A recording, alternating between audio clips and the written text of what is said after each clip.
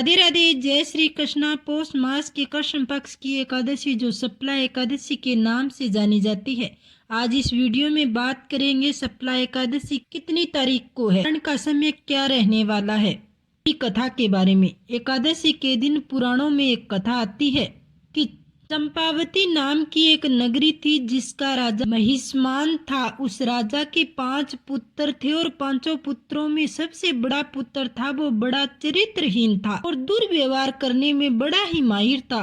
देवताओं की पूजा में भी उसका मन नहीं लगता था, देवताओं की निंदा करता था, दुर्व्यवहार करता था, दुष्कर्म करता था। राजा बहुत परेशान हो गया था अपने बड़े पुत्र से और एक दिन परेशान होकर राजा ने अपने पुत्र को राज्य से निकाल दिया, निष्कासित कर दिया।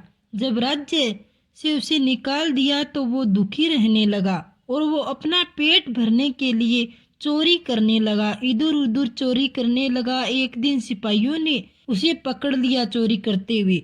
जब चोरी करते हुए सिपाहियों ने पकड़ लिया तो पता चला कि यह तो राजा का ही बेटा है, बड़ा बेटा है। तो सभी लोगों ने दया करके उसे छोड़ दिया कि हमारे महाराज का ही अपयश ना हो, इसीलिए उन्होंने छोड़ दिया। बहुत बुरा लगा। इस बात का पता चला तो उसको भी गिलानी हुई राजा के बेटे को और वो वन में चला गया और पिंपल के पेड़ के नीचे जाके बैठ गया। 10वीं तिथि थी, उस दिन उसको कुछ भी खाने को नहीं मिला। एकादशी तिथि को बड़ा दुखी परेशान था कि वो क्या करे, खाने को भी कुछ नहीं मिल रहा था। और सुबह वन में गया, फल फूल लेकर आया। फल फूल लेकर वह पिंपल के पेड़ के नीचे बैठ गया और भगवान विष्णु जी को याद करने लगा।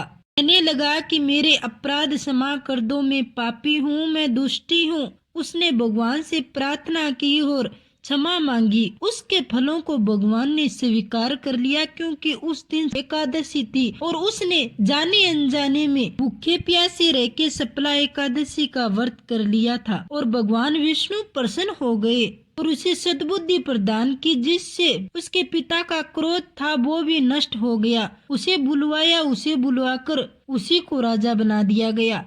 फिर उसने धार्मिक राजा बन के अपनी प्रजा का लालन पोषण किया। तो यह थी एक सप्ला एकादशी के व्रत करने का फल।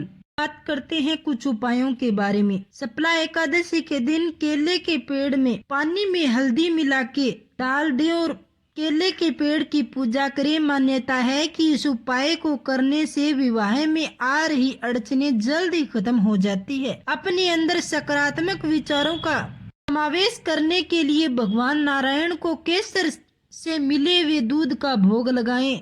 शाम के समय घी का दीपक जलाएं। ऐसा करने से आपके अंदर सकारात्मक विचारों का समावेश होगा।